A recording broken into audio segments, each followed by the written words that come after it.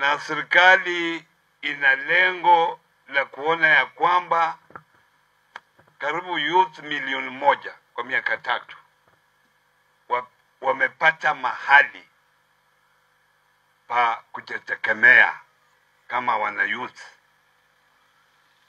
kwa sababu tunajua youth wengi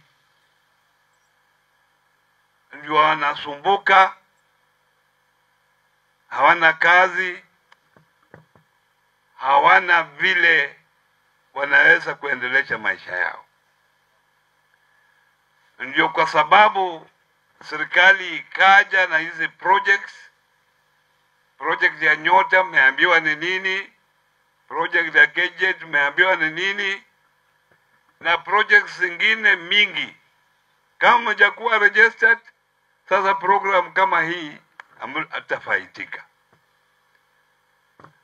Na hii program ya Nyota na Gadget ni program kubwa kabisa, ambayo serikali itatumia karibu bilioni 33.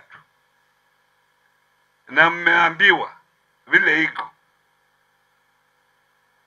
Nimesema sisi katika wizara paka tushirikiane na wabunge, paka tushirikiane na MCA, wabunge nao washirikiane na MCA, washirikiane na county, ndio wajue wale vijana katika kila ward.